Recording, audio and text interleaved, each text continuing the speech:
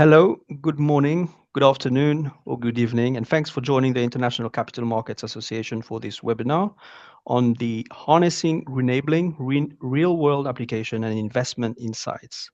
Very shortly, I'll hand over to Emilia Siebenborn for her introductory remarks. But before I do so, I'd like to talk briefly about how the format of this Zoom call. This webinar will last around an hour. Your line will be on mute during the entire call, but if you have a question, we'd love to hear from you. You can submit your question using the Q&A box, which is in the toolbar at the foot of the screen. We'll hope to answer it during the presentation. This call is being recorded and will be available on ICMA's website if you'd like to re-listen or send it on to colleagues. So with that, I'd like to hand over to Emily. Emily, over to you. Thank you very much, and good morning, good afternoon, everyone. I'm Emily Siebenborn, and I head the Sustainable Finance Capital Markets teams of BNP Paribas for the Americas. And I am a co-coordinator of the Green Enabling Task Force. Today, I will be moderating the discussion alongside Anne-Claire Lejeune, my co-coordinator of the task force. So Anne-Claire, maybe over to you. Yes, hello everyone. I'm Anne-Claire Lejeune. I'm an originator at Natixis, supporting our clients, basically corporates and investors, with advisory services and structuring sustainable finance instruments for all asset classes, with a particular focus on mining and metals. And Natixis was very happy to participate to the co-coordination of this task force together with BNP. Today, we're joined by two guest speakers who will be discussing the real-world application of green enabling and provide investment insights on how to harness green enabling. Felicity Gooding from Vulcan Energy is joining us, and we also have Félix-Antoine Prévost from la Caisse des dépôts et placements du Québec. Felicity, Félix-Antoine, handing over to you as well now for a brief introduction. Hi, everyone. I'm very pleased to be joining this webinar from Perth in Western Australia, where it's 9:30 p.m. So I will make sure I stay awake and fully energized. But yes, I'm the group CFO of Vulcan Energy Resources. We're a dual-listed company in Australia and Germany, and we're developing the Lionheart Lithium and Renewable Energy Project in the Rhine Valley in Germany. Pleased to be here. Hi everyone, it's a pleasure to be here, Emily and Claire. Thank you for the invitation. Félix-Antoine Prévost, I'm a senior advisor at La Caisse. In case not everyone is familiar with La Caisse, let me do just a high-level overview. So we're a global investor based in Quebec, Canada. We have close to 500 billion Canadian dollars in AUM. And on the public side, we invest in public equity and public credit. And on the private space, we invest in infrastructure, real estate, private equity, and private credit. Most of our investments are private and managed internally. And so this gives us quite a strong hold on our investments and thus allows us to exercise some leadership with regards to climate change and sustainability more broadly. Thank you, Félix-Antoine and Felicity. So for everyone listening to that webinar, you're going to be able to ask questions throughout the discussion. And the panelists and ourselves, we are going to address them along the way. So please do not hesitate. You do have a Q&A box at the bottom of your screen normally. So to start, we wanted to give you a brief refresher on what is the Green Enabling Project guidance document so we can set the scene. So what was the objective of that guidance? Well, it's pretty much to provide a guidance, as the name says, for the financing via green bonds of green enabling projects. And those projects are critical to the value chain of green projects themselves, but were not necessarily always considered green themselves in an explicit manner. The Green Enabling Project Guidance was published in 2024 and was based on the recommendation of a dedicated task force who worked on it for more than a year, so a task force of 81 members. And it's also based on existing official and market guidances on green enabling activities. Following publication in 2024, we worked on an additional set of guidance, which are a Q&A, which is in appendix, and an example checklist in Excel format that was published in 2025. The Green Enabling Project guidance is actually based on two different sets of criteria.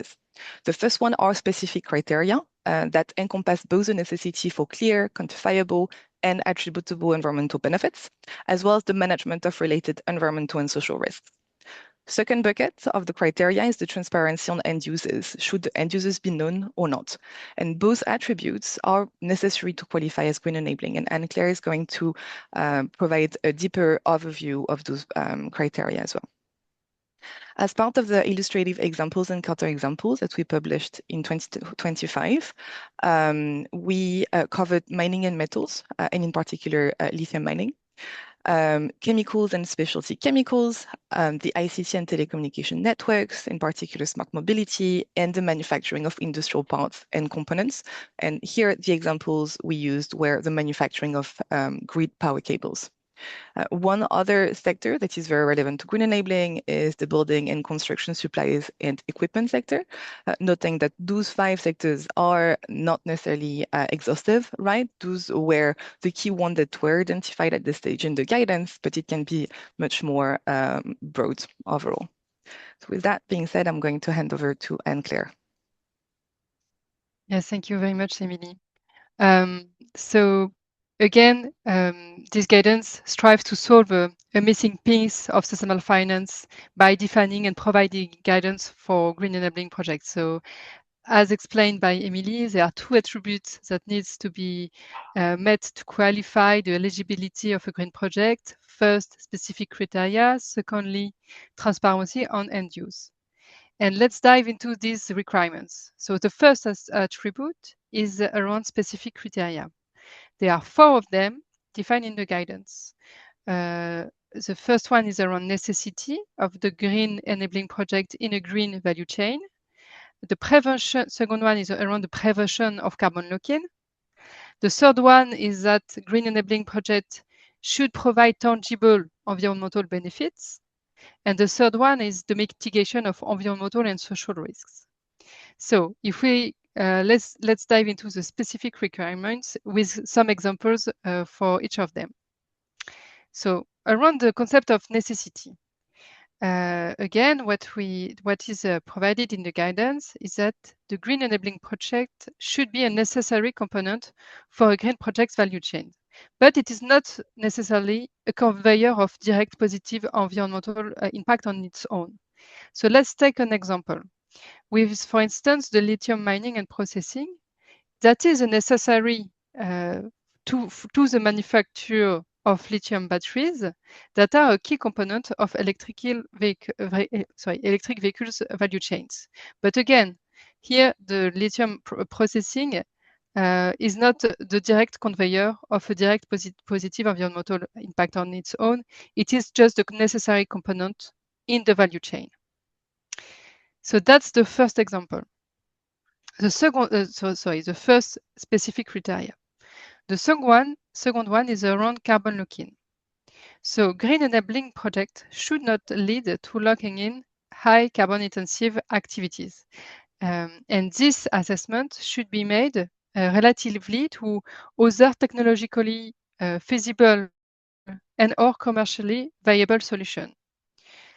The complexity here is that there is no single definition of carbon lock-in, because of course, carbon lock-in depends on many factors, and in particular, the local context where the activity is taking place. So what is recommended in the guidance is that the issuer should provide more information on the risk of carbon lock-in by providing an assessment and that is made in light of a national or regional context, first point, and second one also with related to the sectorial transition plans. So again, carbon lock-in should be, I would say, the absence of carbon lock-in should be made in the light of local context and sectorial transition plans. The third criteria is around the tangible environmental benefits.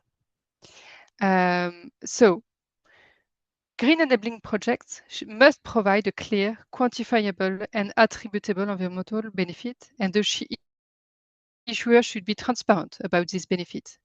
It can be based either on actual impacts or estimates. And the issuer can, of course, disclose qualitative KPIs, but it is strongly recommended to also use quantitative KPIs, such as, for instance, avoided emissions. And if the issuer is providing such KPIs, it is strongly recommended to disclose the key underlying methodologies that are used. So let's take again an example.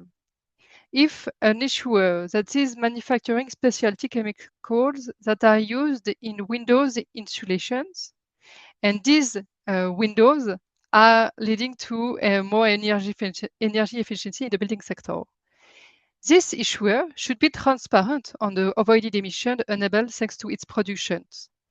And being transparent means describing the solution itself. So here again, we are talking about manufacturing of specialty chemical used in windows insulation. And we should compare this solution with a baseline scenario.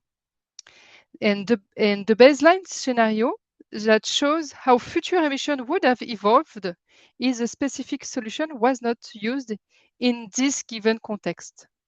So again, if we compare a solution with a baseline scenario, we have, as a result, a sense of what are the avoided emissions. But I would say the transparency should not stop here, because as soon as we know what are the avoided emissions possible thanks to this solution, the question around the attribution should take place. And the issuer should be transparent about its approach and underlying assumptions. So here, the question will be the attribution process of the avoided emissions along the various stakeholders of the value chain. So, is the specialty chemical manufacturer claiming the full avoided emission that are enabled by the use of these efficient windows, or will the issuer only claim a part of these avoided emissions? The guidance does not recommend any I would say, attribution factor in specifically. It is just required to be transparent on the assumptions that are made by the issuer. And let's look at the fourth criteria. And here, what is required is that the issuer should be, basically, green enabling projects should demonstrate that they are appropriately managing identified environmental and social risks. They can do it by using relevant market standards or taxonomies. Let's take an example. If the issuer wants to demonstrate, I would say, robust social practices, they can use, for instance, a EU taxonomy minimum social safeguards. That's just an example. There are many of them, but just for you to know that the mitigation of environmental and social practices should be made in the light of market standards. So if we now look at the second component on the that is required in the guidance around transparency on end use. So here we have two scenarios. First one, the end user is known, and if it's known, the issuer should disclose what is this end user. And the second scenario is when the end user is not known. And here, the issuer can rely on external assumption to demonstrate the role of the enabling project in a given market segment. So for example, if we take again the example of lithium, the issuer could demonstrate that today, a majority of the global demand of lithium is used for low carbon end use. And here, the issuer could rely on many external sources, for instance, such as IEA. But again, the issuer can go a little bit further in demonstrating the possible end use of a given green enabling project. And if we take a look to the specificities of lithium, the issuer could have a look to the processing specificities of lithium that can give us an idea of where the lithium will be used. For instance, we know that lithium hydroxide is very likely to be used in batteries. and when we look at other producing methods, such as lithium technical grade spodumene, it is very likely to be used in ceramics production. So again, the issuer can rely on broad market data and give a little bit more, I would say, a precision depending on the specificities of the green enabling projects. And again, what is required in the guidance is the transparency. So now, this is the overview of the market guidance. Should you have any question, please let us know. And I will now hand over to Félix Antoine to know more about why did La Caisse incorporate green enabling in its new climate strategy, and what is your approach?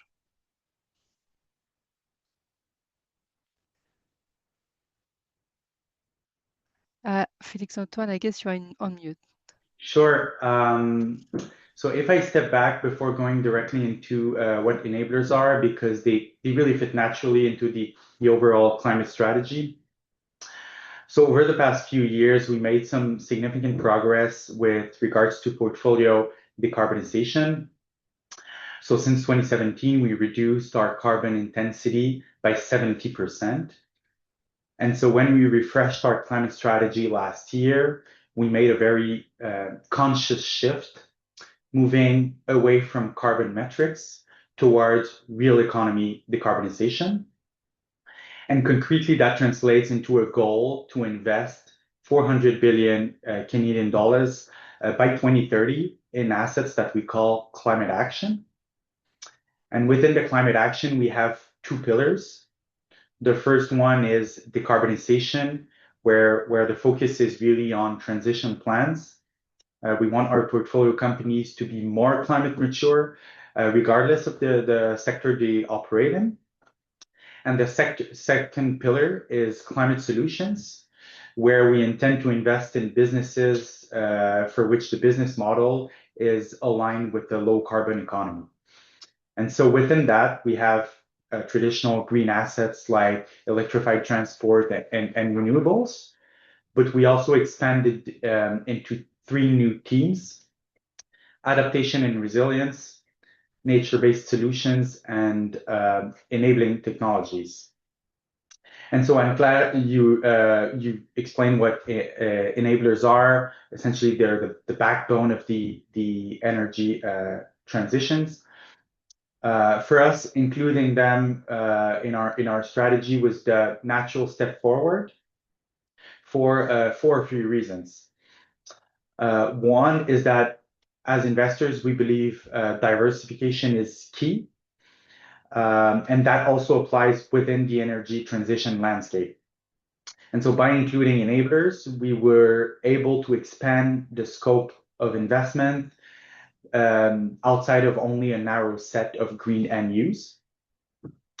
We also see portfolio synergies. So enablers are very often solution providers or suppliers of green businesses or transitioning businesses, some of which are already in our portfolio. And so over time, we see opportunity to connect the dots and create value on both parts. And lastly, I think it will help us increase our strike force within the organization. Previously, our climate strategy was focused on green assets. And so for some asset classes for which we're more oriented towards asset-light, service-oriented businesses, these teams had few entry points into climate investing. And so now with including enablers, they will be able to contribute meaningfully to our climate change objectives. And so this will increase impact. I think the ICMA guidance was very helpful because it provided with clarity and transparency. Clarity is essential for institutional investors like us. We face greenwashing risks and a lot of scrutiny from civil society. And so using a market recognized framework like the one provided by ICMA was very helpful because it allows us to better explain our investment decisions both internally and externally. I think the guidance is still relatively new. It was published in 2024. So it will take some time for the market to mature, to build precedents, but the businesses are already there, and we believe they're expected to grow rapidly because they are supported by strong secular trends. Thank you very much, Félix-Antoine, for that detailed answer. I will now have a question for Felicity, actually, and on your view regarding green enabling. Because Vulcan is a pure player for both being a renewable energy producer, but also a green enabler for your activities in mining and metal. And so I have actually 3 questions for you. The first is, why is the concept of green enabling being particularly suited to your business model? And I'm also wondering how was that concept being integrated into the articulation of your financing, in particular when it comes to debt and equity? And finally, what were the benefits and challenges that you actually encountered throughout the way? Sure, thank you.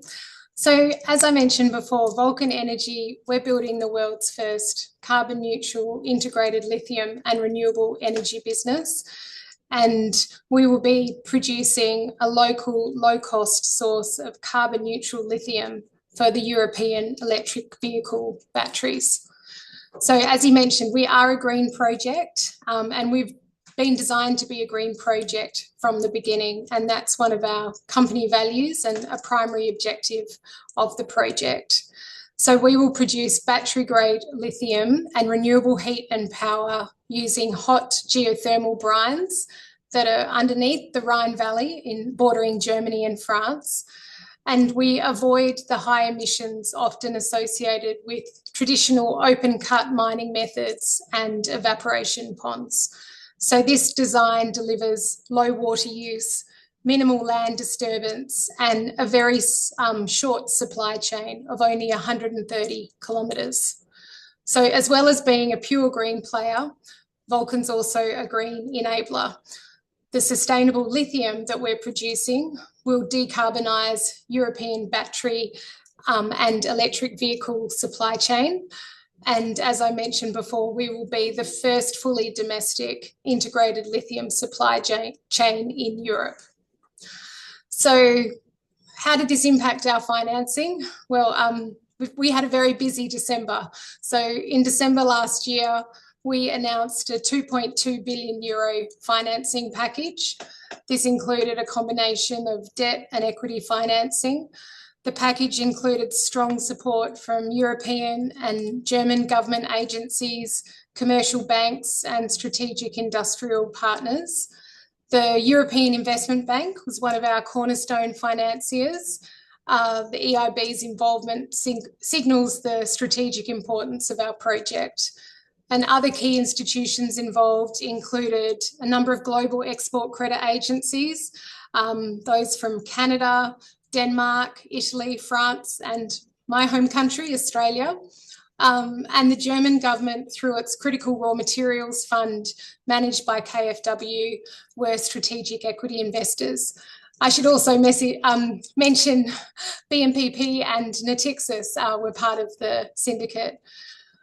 So as part of the green financing process and working with Natixis as our ESG advisor, we were assessed by S&P Global Ratings and awarded a dark green shade. This is the highest ever rating received by a metals and mining company globally. And this really highlighted the project's sustainability credentials to our lenders and equity investors. So overall, I think because being a green project and a green enabler is so core to our company, and I would have to say we didn't really have too many challenges because it was inherent in the design and nature of our project, but significant benefits. So we attracted ESG-driven equity investors. We were able to attract a broad range of financial, government and commercial institutions. And feedback I received is that the credit case was materially strengthened given our decarbonisation benefits.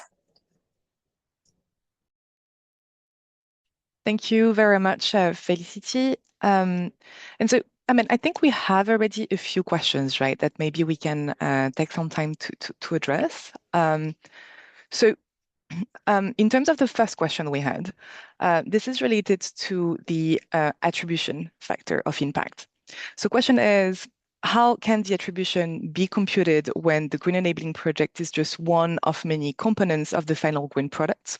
For example, the specialty chemical in the window insulation will be attributed to the avoided emission of the full window, or is it a pro rata approach?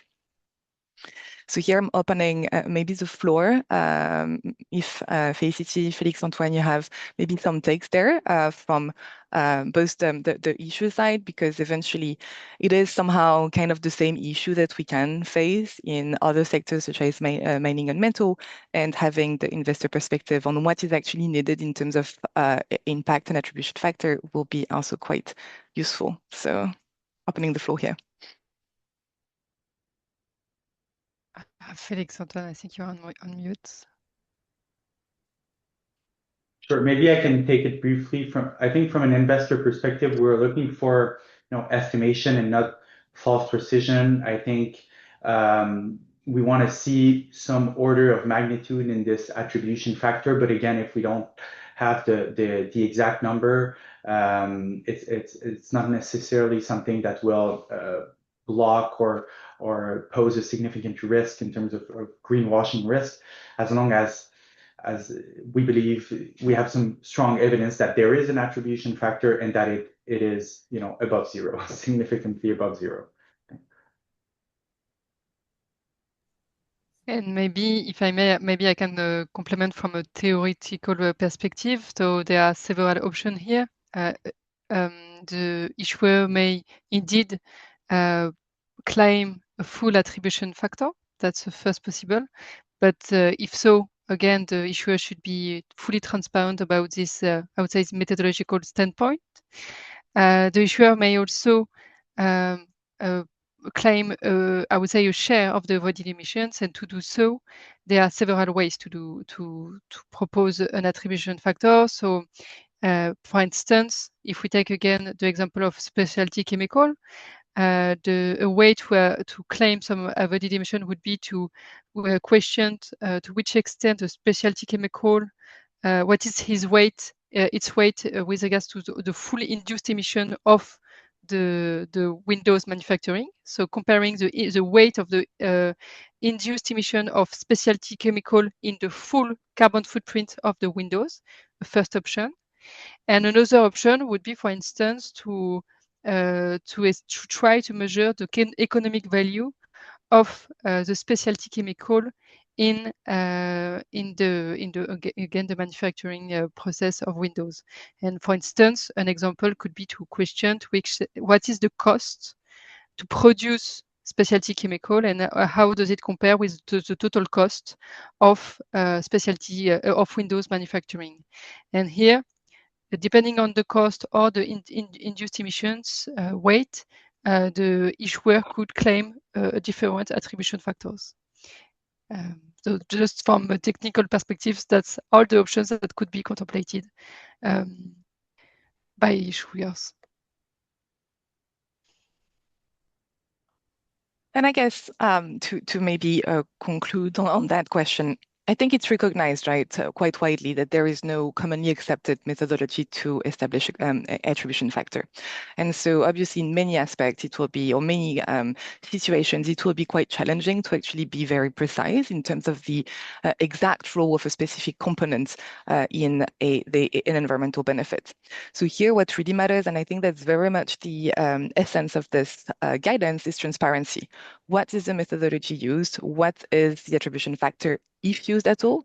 And if not used, what the rationale behind it? And I think this will be very important for investors to make sure they understand the impact that eventually is being reported, but also for the wider market to understand the methodological aspect of it and the foundation of the calculation. So with that, we have a second question that we can potentially address now as well. So the question is, how can an issue show, in the case of an unknown user, that the end user will indeed be positively and not contributing to negative environmental impact? And is there any safeguarding mechanism? So here, the question very much is, how can we ensure that if not all end users are known, how can we make sure that there is not a negative, like fundamentally negative impact from a portion of those end users across the value chain? So here, maybe Felicity, is it something that you would like to answer? I'm thinking that could be one of the cases that we often see in mining and metals, and obviously lithium is widely used for car batteries, but not only. So that's probably a case that you have encountered as well. Yeah, thank you. I think in our situation, the exercise of identifying green users was actually relatively straightforward, because to support our financing, we secured binding offtake agreements with European and global companies, car manufacturers, including Stellantis, and also battery manufacturers, Umicore, LG Energy Solutions. So therefore, the vast majority of the end use of our lithium is for low carbon applications for the manufacture of batteries for electric vehicles. But yeah, if we weren't in that situation and we didn't need to secure those offtakes, as Anne-Claire mentioned previously, we could have relied on market data, such as from the International Energy Agency or Wood Mackenzie, because currently 66% of global demand for lithium is for low carbon end use, and that's expected to increase to 80% by 2030, which is obviously a very high percentage given the increasing demand for electric vehicles and battery energy storage solutions.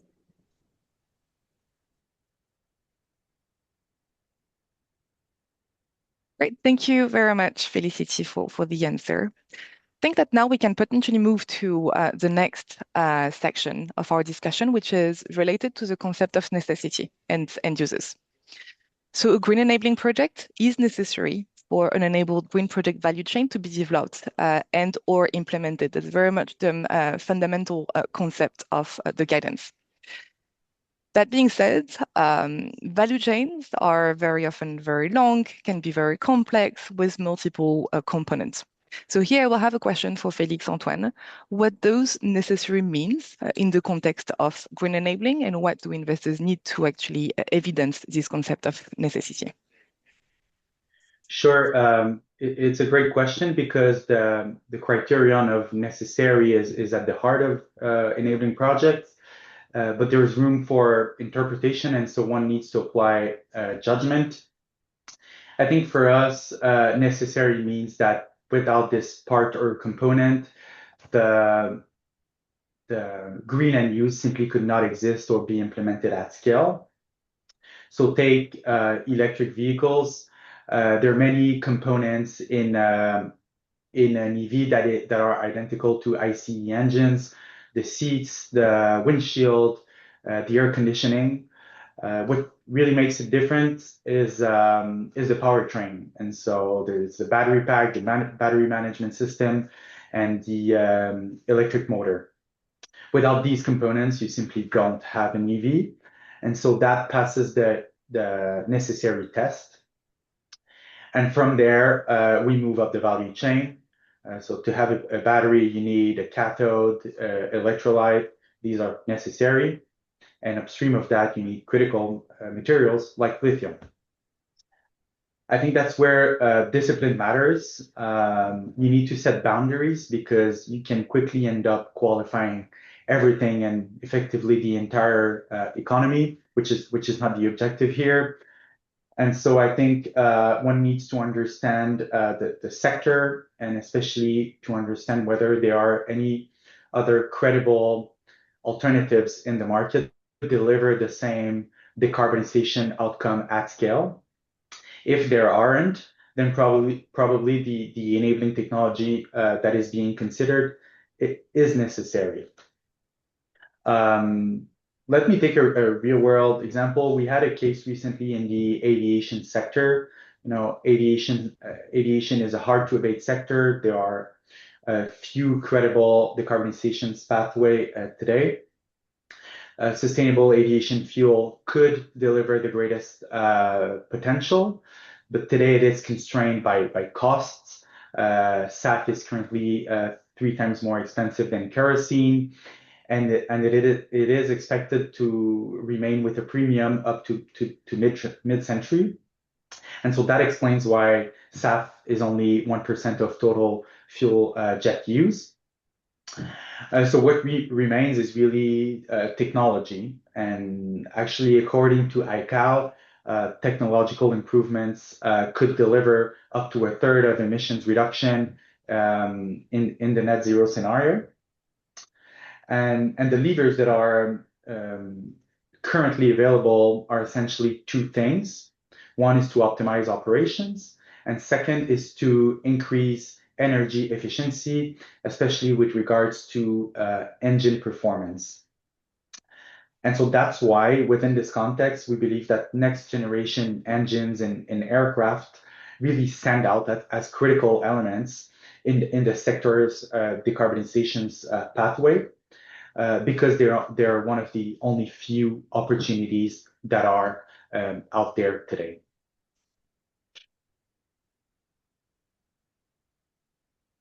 Thank you very much, Félix-Antoine, for all these very interesting perspectives. We wanted to ask a question to Felicity around the green enabling project and the complexity around the demonstration of end users, but it has already been asked by the question, so that's a good way to see that your questions are very useful. Thank you very much. Maybe I can just try to bounce back on what we previously said. And especially try to answer to the question around any safeguard mechanisms that can be applied should in the case of negative environmental impacts. I guess the guidelines, the guidance does not provide any safeguards mechanisms here, but in any case, again, what is required in the guidance is to provide transparency. And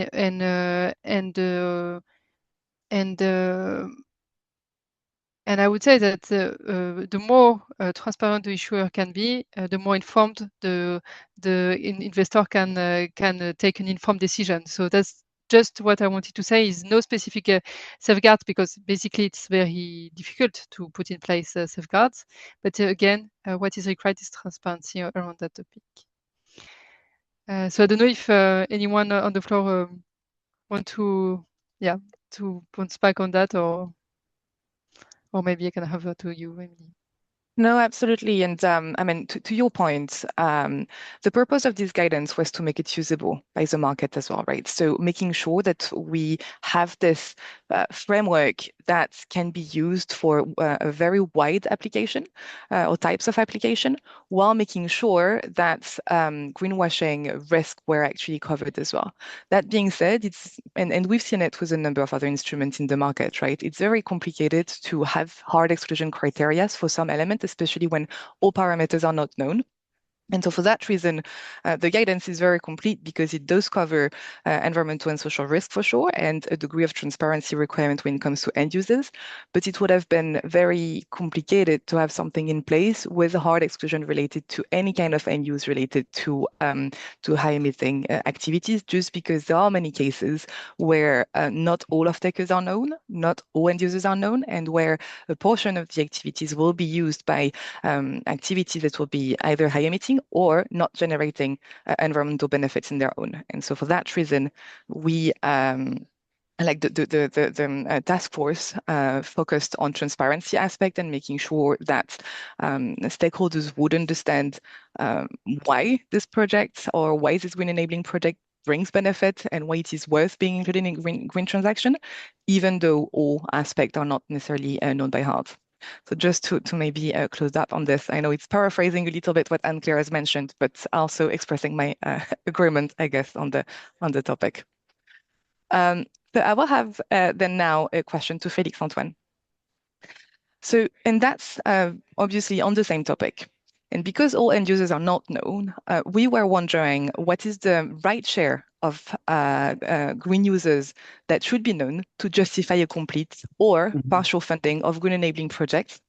And what do investors need for your business case? What do you need to know? And what's the degree of transparency and what's the right level of transparency that you would expect to make your case?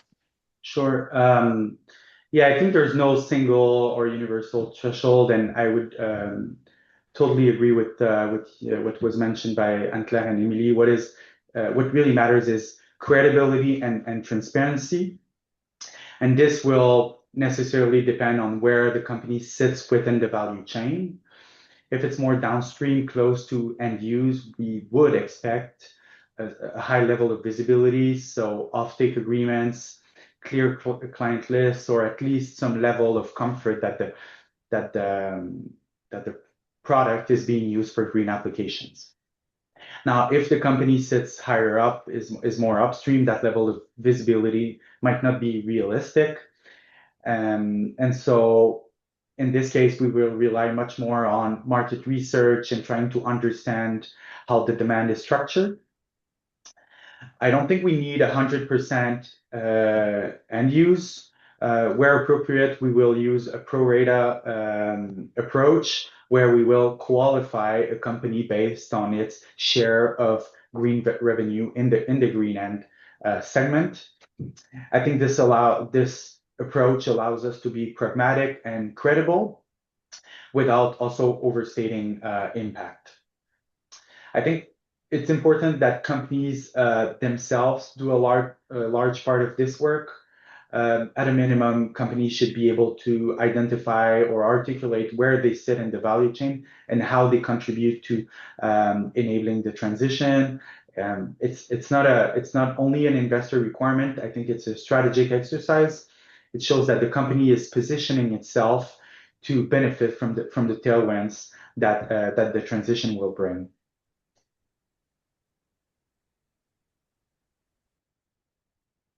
Thank you very much, Félix Antoine. And maybe if it's okay for you, maybe we can just bounce back because it's related to what you have just explained. We have currently a question on the chat asking what could be the view of the guidance, and then maybe you as an investor, it may be interesting to know what you say is should the manufacturer, an issuer financing semiconductor wafers manufacturing under green enabling, which goes to manufacture integrated circuits to be used in IoT sensor for renewable energies, but also to increase the energy efficiency of data centers. And the question is around the fact that with end users being IoT and data center, which themselves as a standalone are not green projects, can such financing be considered positively, making a link to the value chain of green enabling projects?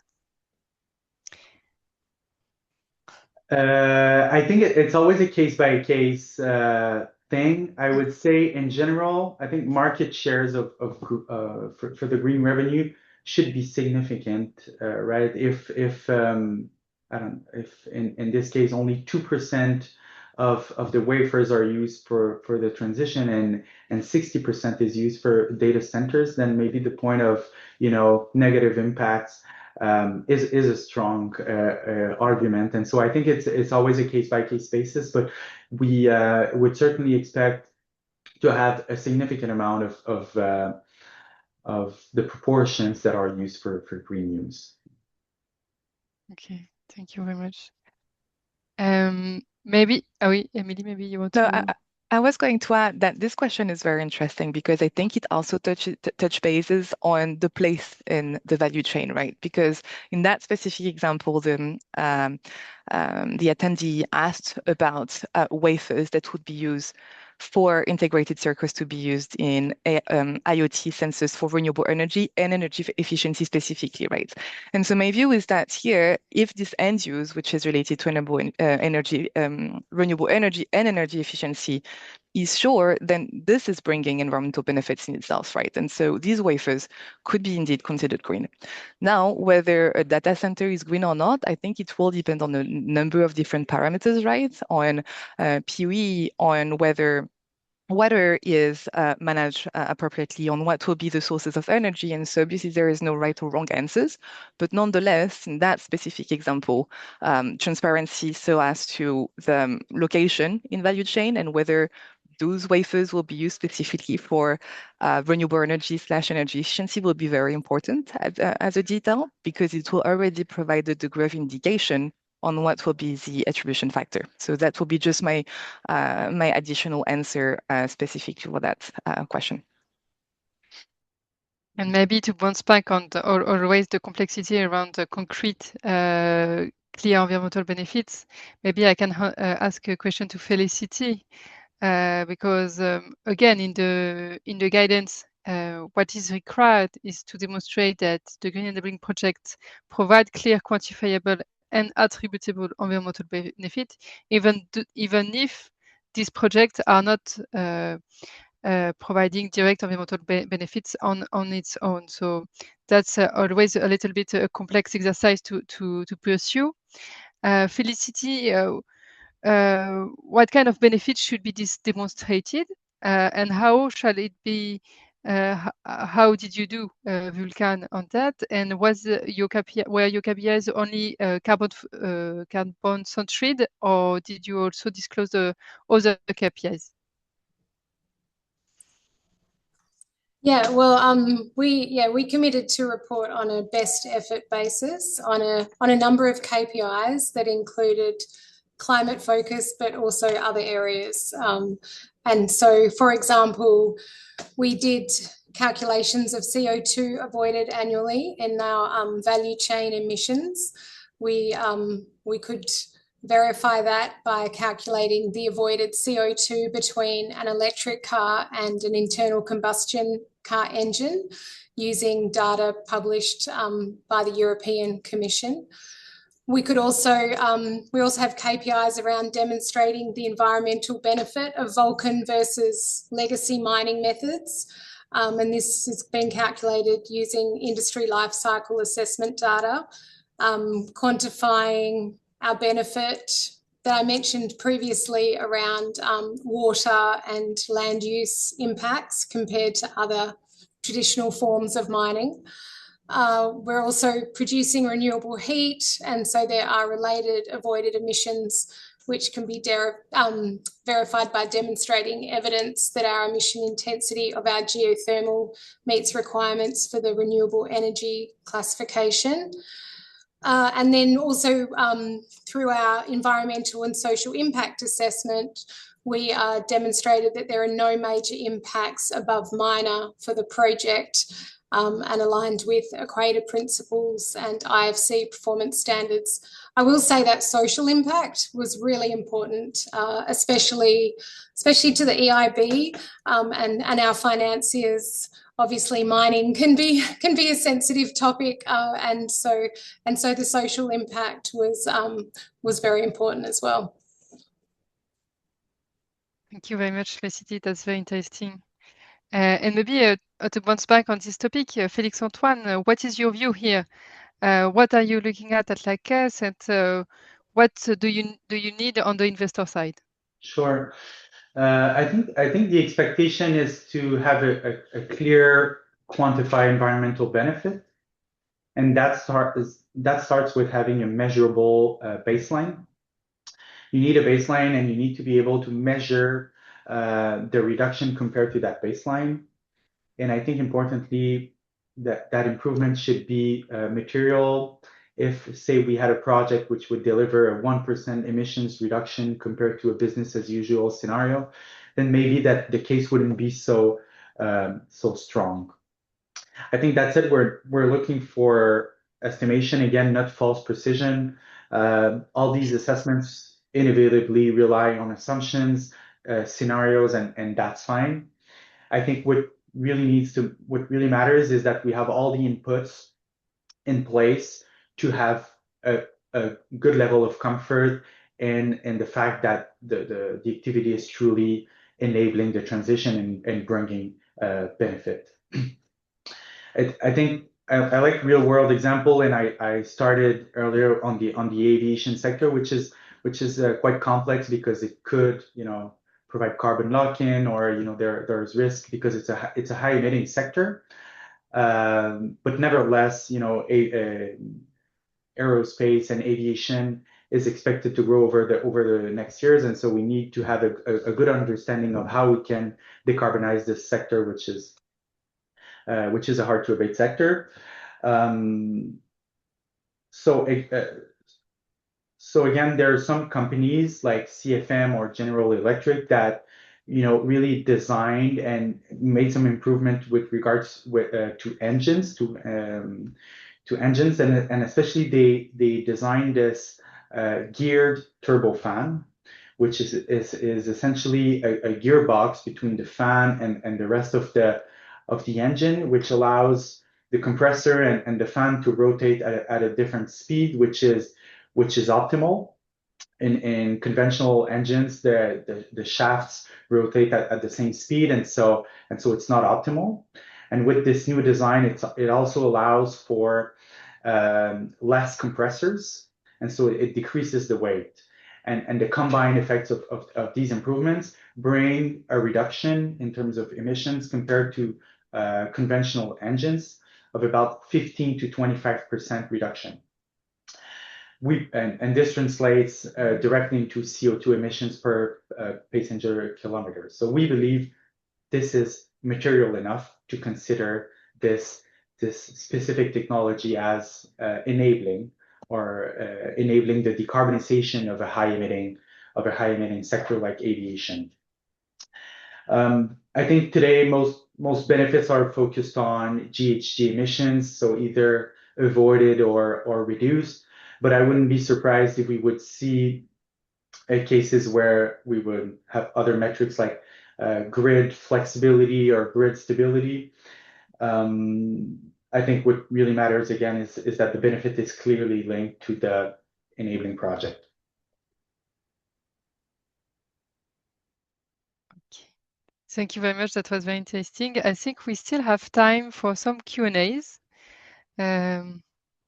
So should you have any question, please share them in the chat.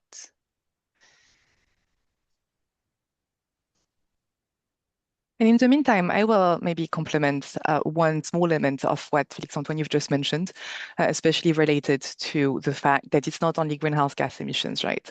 That's true that in the first edition of the Green Enabling Project guidance, we did focus on climate mitigation and avoided emissions because that's the most commonly reported metric, and something that is very important in the way investors and issuers look at their impact. But Green Bond principles explicitly recognize several broad categories of eligible projects, right? And green enabling theoretically can fit into all of these. And so that could cover not only climate mitigation and adaptation, but also natural resources conservation, water conservation, biodiversity, pollution prevention and control. And even though the guidance is indeed in that first version focused on climate, those other environmental aspects could potentially be considered, again, subject to the same criteria related to attributable impact and demonstrable impact. But nonetheless, that's something that is definitely possible. Just wanted to rebound on what you've just mentioned, Félix-Antoine, because that's indeed a question we have received in a few occasions in the past.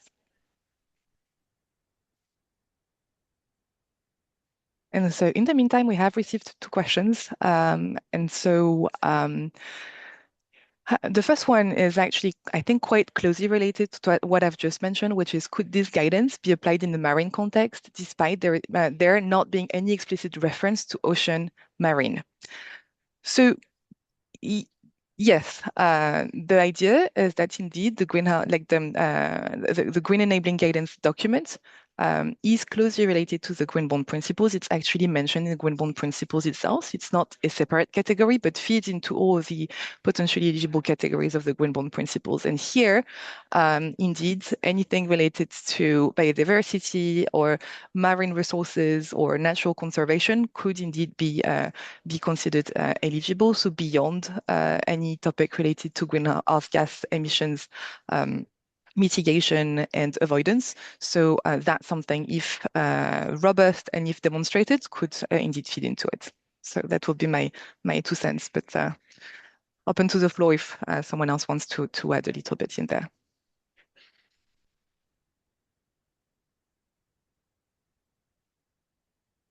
I think it's quite clear.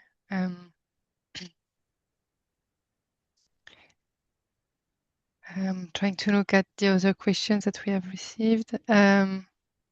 Maybe, Felix Antoine, if I may, we have a question around what you have just explained in the case of the airline engine example. And the question is, it would be interesting to hear what you think about the carbon lock-in risk here. How do you assess this? Yes, I think, that's a good question. And we were,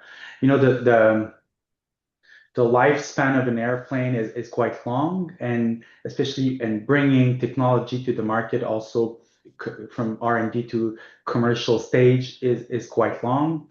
And so and there are no few credible alternatives in the short and medium run, either electric or hydrogen. And so that's why we view technological improvements, even though these new planes will be, flying for the next 20 years. We don't see any major breakthrough in other technological improvements in the next 20 years. And so that's why we try to be pragmatic here. But again, of course, it's a high emitting sector. And so aviation will continue to be emitting. In fact, emissions in absolute terms are expected to grow. It's the base case from IEA. We see an upward slope. So, yeah.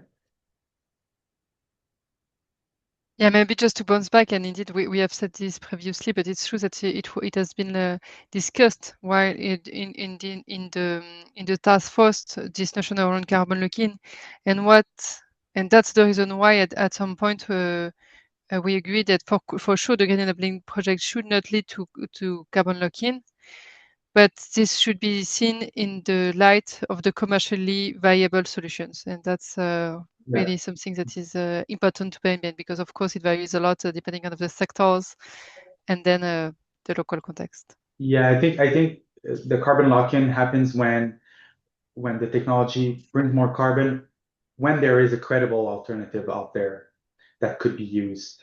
But in this case, there is none. So. And I guess that's a good segue with one of the questions that we received as well regarding the difference between green enabling and climate transition projects, and maybe being cognizant that we only have 1 minute left. Maybe that will be the last question. So here, I think it's very important to keep in mind that green enabling projects are enablers, right? Without them, value chains do not happen, green projects do not happen. So they're really one of the channels of the value chain. Transition project like green project, they do have environmental benefits of their own, and then they fall under various guidance as published by ICMA. And so here, I think that the key aspect of green enabling is that green enabling project should enable projects that will be eligible under the green bond principle, or at least be consistent with it, while respecting all of those aspects. ICMA has published very recently the Green Transition Bond Guidance as well, that do set a separate set of criteria and safeguards that will be very focused on hard-to-abate sectors, for example, and transition projects that will not necessarily be covered in the same way by green enabling, because you don't have this necessarily this place in the value chain. Good example is that we have seen a few transition bonds being issued in the past, for example, related to gas transport pipelines. Those will be typical transition projects because you won't necessarily have the ability to have 100% hydrogen right now flowing into the systems. An example of a green enabling project will be, in that case, the manufacturing of power cable for grids. The manufacture itself is not necessarily providing environmental benefits, but the fact that it's used by utilities for electricity, and so used for electrification, will yield environmental benefits on its own. So that will be my 2 cents. But again, opening the floor for further comments before we maybe close off the discussion.